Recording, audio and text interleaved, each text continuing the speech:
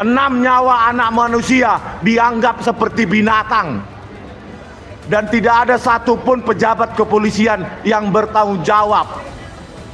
Karena apa? Karena mereka sengaja menghilangkan barang bukti, memerintahkan bukti-bukti digital di rest area KM 50 dan membongkarnya padahal baru setahun didirikan.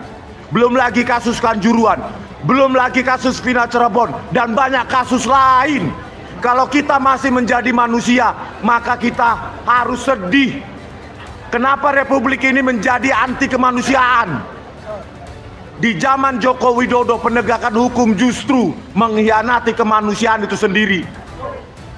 Oleh karena itu, kita harus makzulkan Gibran, karena Gibran adalah turunan dari Joko Widodo yang suatu saat bisa menjadi Presiden Republik Indonesia ini dan mewarisi penegakan hukum yang barbar, brutal, biadab seperti zaman bapaknya berkuasa. Kenalkan, saya seorang rakyat jelata, Rismon Zanipar, dari sebuah kota Baligi, kota kecil. Tetapi itulah ya, saya aktivis dadakan ini tidak seperti teman-teman semua, karena memang sebenarnya saya tidak ada kesengajaan untuk menceburkan diri ke sini dalam aktivitas ini. Dan semua sampai detik ini adalah biaya sendiri. Semua kita biaya sendiri. Perjalanan kami juga biaya sendiri. Jadi inilah perjuangan kita. Tadi kami sudah ke Colomadu ya, melihat betapa megahnya, luasnya 12.000 meter lahan dari rakyat untuk Pak Jokowi.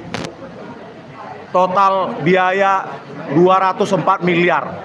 Padahal yang kita tuntut hanyalah beliau untuk secara jujur, kalau memang ada ijazahnya tampilkan ke rakyat. Kalau tidak ada ya minta maaf, minta ampun pada rakyat yang telah menipu rakyat selama 10 tahun setidaknya ya. Oke, kenapa kita ingin menyudahi? Kita ingin menyudahi dinasti Jokowi yang sangat rakus, serakah terhadap kekuasaan. Karena dia dengan sengaja memanfaatkan kekuasaannya untuk membuat, karena gagal 3 periode, maka anaknya lah sebagai penggantinya menjadi wakil presiden. Dengan cara apa? Berkomplot, pemufakatan jahat antara KPU, Mahkamah Konstitusi, dan Ditjen Dikdasmen. Kami telah mengunjungi Ditjen Dikdasmen, bahwa memang benar, tidak bisa dibantah lagi bahwa Gibran tidak pernah lulus SMA dan tidak punya ijazah SMA, dan rapot SMA hanya 1 tahun. Itu melanggar undang-undang kita, Undang-Undang Pemilu nomor 7 tahun 2017. Ya. Sifat dari Gibran tentu mewarisi bapaknya. Apa itu? Di samping membuat kita melarat, hutang menggunung, yang paling penting dan menjadi perhatian saya adalah penegakan hukum yang hancur-hancuran, bobrok. Kepolisian hanya dipakai untuk kaki tangan kekuasaan. Selama 10 tahun Joko Widodo memerintah Republik ini, penegakan hukum itu hancur-hancuran. Rekayasa.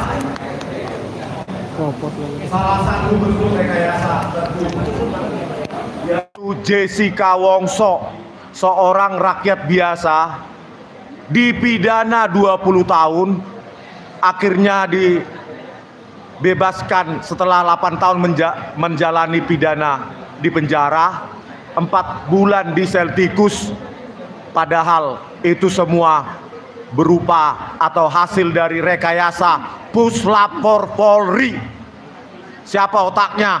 Tito Karnavian sebagai Kapolda Metro Jaya 2016, yang selanjutnya dia menjadi Kapolri 2016 juga.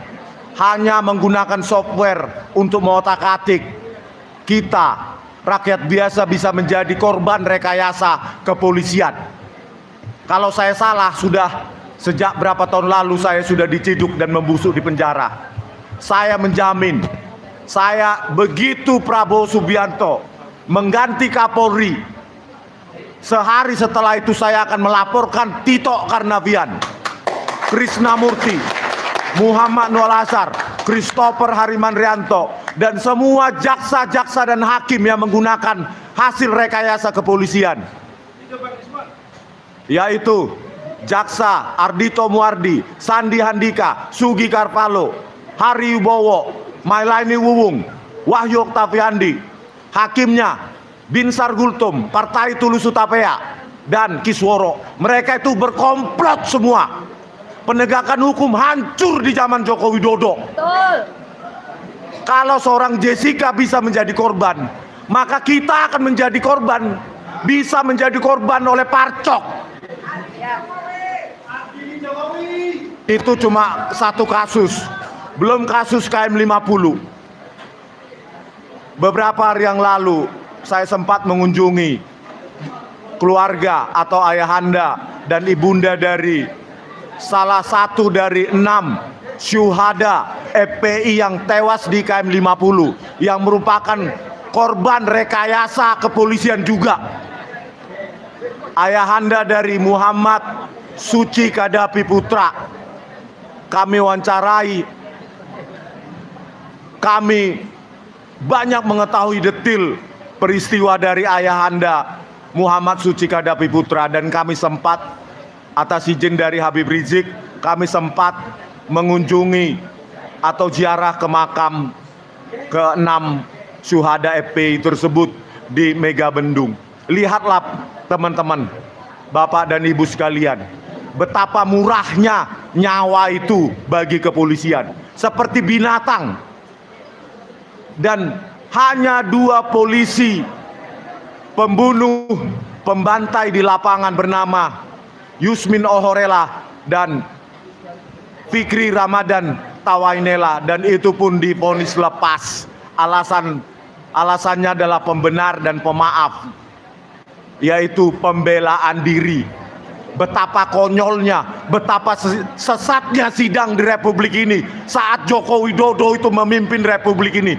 6 nyawa anak manusia dianggap seperti binatang, dan tidak ada satupun pejabat kepolisian yang bertanggung jawab. Karena apa? Karena mereka sengaja menghilangkan barang bukti, memerintahkan katanya setengah jam, memerintahkan bukti-bukti digital di rest area KM 50 dan membongkarnya padahal baru setahun didirikan. Belum lagi kasus Kanjuruhan, belum lagi kasus Vina Cirebon, dan banyak kasus lain. Kalau kita masih menjadi manusia, maka kita harus sedih. Kenapa Republik ini menjadi anti kemanusiaan? Di zaman Joko Widodo, penegakan hukum justru mengkhianati kemanusiaan itu sendiri. Oleh karena itu, kita harus makzulkan Gibran, karena Gibran adalah turunan dari Joko Widodo yang suatu saat bisa menjadi Presiden Republik Indonesia ini dan mewarisi penegakan hukum yang barbar, brutal, biadab seperti zaman bapaknya berkuasa. Terima kasih. Mas Andika.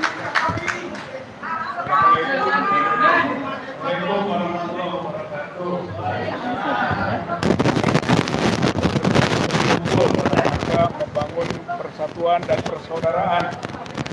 Ukhuwah qiwamul quwwah. Persaudaraan adalah tonggak dari kekuatan. Kita akan mampu membangun kekuatan bersama jika kita memperkokoh persaudaraan.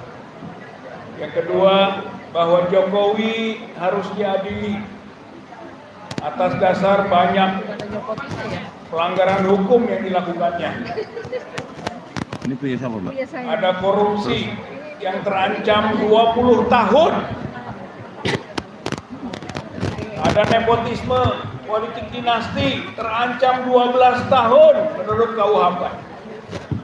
Ada juga korupsi di saat bencana COVID-19, hukuman mati ancamannya. Jadi Jokowi itu kalau masuk ke pengadilan, diproses hukum secara benar, maka ada 3 kemungkinan. 12 tahun, 20 tahun, dan maksimal yang bisa kita tuntut bersama adalah hukuman mati bagi Jokowi. Jelas landasan hukumnya, bukan main-main, bukan emosi. Tentu saja bukan hanya Jokowi yang kita dorong agar diproses diadili, tapi juga makzulkan Gibran. Gibran ini adalah figur cacat konstitusi jelas, di mark up usianya, cacat administrasi jelas karena diloloskan oleh KPU walaupun belum ada pergantian PKPU. Bayangkan KPU seenaknya saja meloloskan Gibran sebelum ada penggantian PKPU. Cacat hak asasi karena High Commission of Human Rights di New York sudah menyatakan bahwa Gibran itu pelanggar hak asasi. Lolosnya itu tidak merupakan penghargaan terhadap hak asasi manusia. Begitu High Commission of Human Rights menyatakan. Dan tentu saja Gibran itu adalah orang yang cacat akademik. Ijazahnya palsu, bodong, bohong. Ternyata like father, like son. Sama saja bapak dan anak. Ijazahnya bodong, ijazahnya palsu. Mereka adalah peleceh akademik, melecehkan dunia kampus, melecehkan persekolahan. Artinya sebenarnya bapak-bapak ibu-ibu yang terakhir ini, ayo kita dorong supaya Jokowi diadili. Ayo kita dorong supaya Gibran dimakzulkan. Dan setelah dimakzulkan diadili juga si Gibran teh. Karena kalau tidak diadili enak saja itu orang. Indonesia mengalami hari gelap ketika dipimpin oleh orang seperti Jokowi dan Gibran. Mari kita buat terang. Dengan apa? Ingat di sini pernah dideklarasikan people power. People power di sini, di Solo ini. Ayo kita bergerak rakyat mendesak agar secara konstitusional nantinya Jokowi diadili, Gibran dimakzulkan dan diadili juga. Allahu Akbar. Allahu Akbar. Merdeka. Assalamualaikum warahmatullahi wabarakatuh.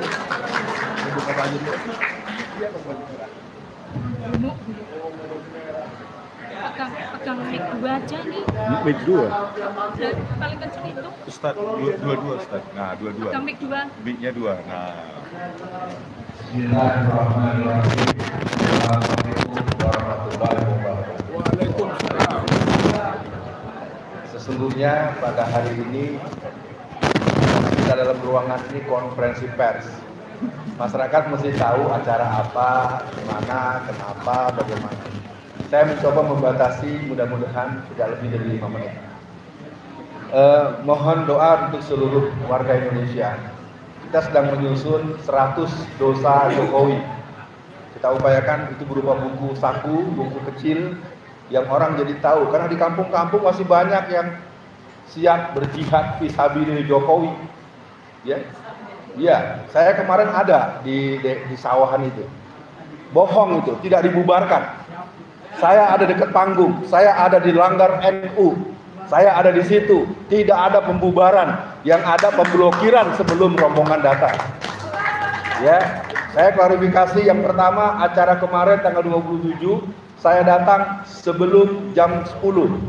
Saya melintas tempat itu, saya masih melihat panggung dengan penampakan Bang Mikel yang ganteng. Kalau yang belum tahu nih, Mikel ini ganteng nih. Saya umurnya seumuran sama anak saya yang nomor 1. Ya, masih bujangan. Masih. Wah, ngeri juga.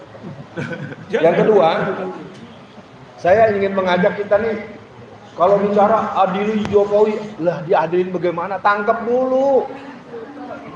Bagaimana orang mau diadilin belum ditangkap? Jadi harus ada. Saya udah bilang, kalau saya dijadikan komandan penangkapan Jokowi, saya siap untuk melakukan. Ya, dengan catatan setelah konferensi pers ini, kita berkoordinasi dengan kejaksaan, dengan berbagai rangkaian bukti, berkoordinasi dengan ini abang saya yang ahli hukum. Jadi kita menangkap Jokowi ada dasar hukum yang kuat. Mau teriak-teriak diadilin, gimana mau diadilin orang yang belum ditangkap? Tangkap dulu, baru diadili. Setuju? Nah, saya jelaskan nanti di mimbar, di panggung nanti. Kalau sekarang belum. Yang ketiga, dukungan tokoh publik. Ini jangan sampai 4L yang bicara begini seolah-olah Rismon lagi, jauh-jauh dari Medan nyari panggung loh. Tapi tidak, saya kenal Rismon ini seorang dokter, akademisi, dia seorang yang humanis. Bagaimana seorang yang non-muslim dia bisa menegaskan 6 orang syahid syuhada dan beliau datang. Tetapi sementara banyak tokoh Islam, banyak masyarakat Islam yang bilang rasain loh. Padahal ke-6 orang tersebut mengalami pembunuhan sadis, diduga yang menyuruhnya sambung menyambung sampai kepada tuan titik-titik. Ya, segitu aja dulu. Kalau kesebut nama nanti kena delik. Yang keempat, saya ingin mengajak semua yang menyimak di seluruh Indonesia. Saya mohon juga arahan dari Bang Victor dan semua senior di sini. Kita hari ini akan menjadikan pertemuan kita hari ini konsolidasi start untuk Nepalis Indonesia. Ya, jangan pernah selangkah ragu. Penjahat negara, jangan bilang Jokowi tidak bisa ditangkap. Persoalannya Pak Prabowo mau nggak mengeluarkan surat perintah penangkapan terhadap Jokowi. Kalau beliau mengeluarkan, jelas ditangkap. Saya siap jadi komandan penangkapan. Ya, artinya jaksa, polisi dan pihak aparat harus berpihak dengan atas nama konstitusi negara. Ya, jadi jangan teriak-teriak adilin dulu, belum ditangkap orangnya. Ya, tangkap dulu baru diadilin. Satu lagi, yang terakhir. Mesin perjuangan sudah dihidupkan. Kalau kau ingin berjuang jangan hanya di atas mimbar. Perjuangan selalu menuntut para pejuang. Pejuang sejati tak pernah berhenti hanya kehabisan ongkos. Dia akan bergerak bagaimana Bang Rismon, saya dan kawan-kawan. Ustaz Alfian, bermalamnya di mana? Saya bilang, saya tidur di emperan masjid, saya bilang. Masalah buat lo, ya. Yang jelas, perjuangan tidak pernah menuntut keistimewaan. Siapa yang berjuang, tapi pesan saya kepada Bang Mikel, kalau nanti Bang Mikel diangkat jadi menteri, jangan lupa sama kita yang ada di sini. Ini kadang-kadang berjuang, yang berjuang beneran kagak diorangin, yang duluan nyelonong duluan, ya. Saya pesankan ini karena pernah terjadi di musim-musim pengganyangan PKI tahun 66, banyak fasilitas umum yang direbut oleh pemuda-pemuda anti PKI, tapi pas udah selesai, habis PKI dicat, dibubarkan, yang ngambil orang Cina lagi. Enak lo Cina, gue yang berjuang, gedungnya lu yang ngambil. Maka para pejuang, ikhlas itu bukan gratis. Sekian, siap kita untuk menangkap Jokowi. Siap. Tangkap Jokowi. Banyak yang gak berani ngomong, pada diem-diem aja. Artinya setengah-setengah. Siap, tangkap Jokowi. Tangkap Jokowi. Tangkap Jokowi. Tangkap Jokowi sekarang juga. Kalau ditangkap baru diadili. Ya, itu saja dari saya. Jadi jangan Anda teriak-teriak mengatakan adili. Bagaimana mau diadili, orangnya belum ditahan, tahan dulu. Saya aja yang nggak jelas masalahnya, saya di penjara 4 tahun, apalagi Jokowi yang dosanya sabrak-abrak. Maka kalau Anda dengar dalam channel saya, Jokowi pantas divonis 17.000 tahun penjara. Sekian.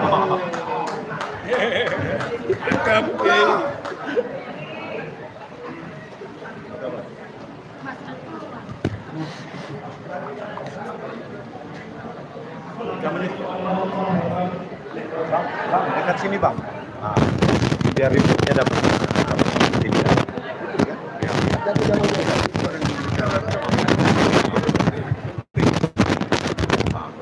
Bismillahirrahmanirrahim. Assalamualaikum warahmatullahi wabarakatuh.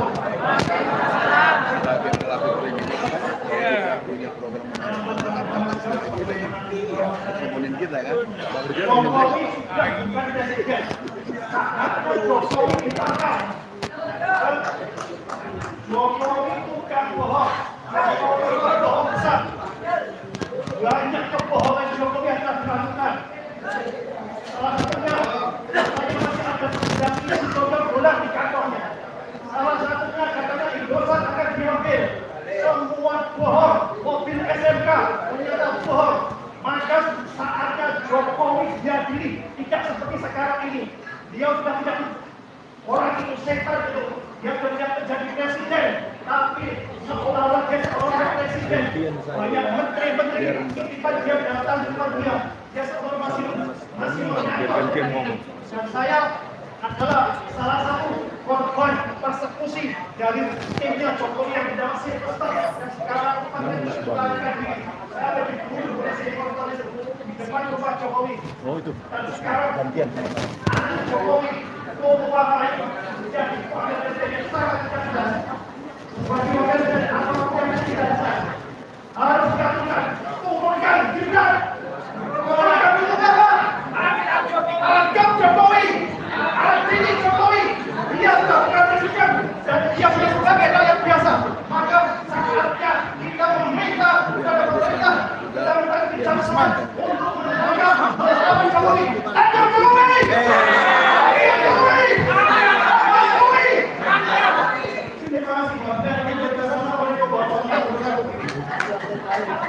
Terakhir, di luar. Kita di luar aja ya.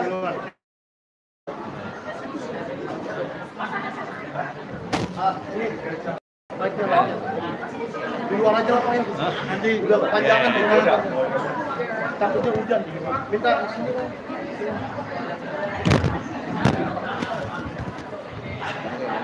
Oke.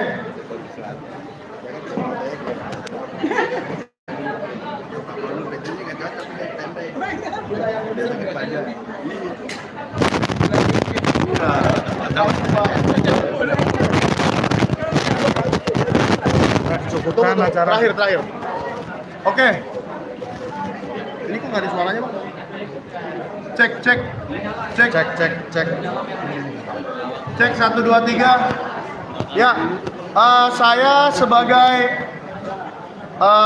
saya berterima kasih kepada seluruh panitia yang telah menjalankan acara ini, membantu panitia lokal di Solo dan seluruh rekan-rekan saya pembicara yang datang dari Jakarta, dari Solo, dari Bandung dan dari seluruh penjuru Indonesia, terutama Balige, Rismon Syanipar. Satu yang mau saya luruskan bahwa kemarin itu tidak terjadi pembubaran.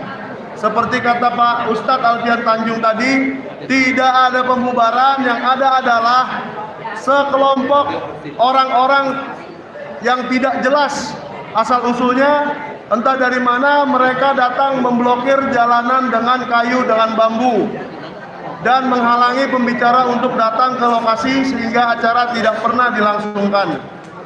Yang kedua, semua pembicara yang harusnya datang kemarin, selain ada Pak Roy Suryo dan Bambang Tri yang sudah kembali, hari ini akan hadir dan akan berbicara di mimbar rakyat. Jadi tidak ada acara gagal. Acara tetap berlangsung, cuma diganti harinya dan tempatnya saja. Karena kemarin sebenarnya itu adalah tanah seseorang warga setempat yang mengundang kami, tetapi karena kurangnya koordinasi atau kurangnya persiapan dari warga dimaksud, sehingga ada penutupan jalan seperti itu. Tetapi tidak apa-apa, namanya perjuangan selalu menemui gundukan-gundukan kecil. Itu menurut kami hanya gundukan kecil dan acara tetap berlangsung hari ini. Kita tetap berfokus kepada ijazah Jokowi yang masih disembunyikan di KPU Solo yang dipakai untuk mencalonkan diri menjadi wali kota Solo tahun 2005.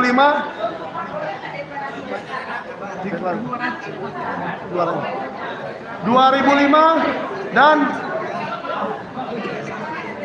iya bentar.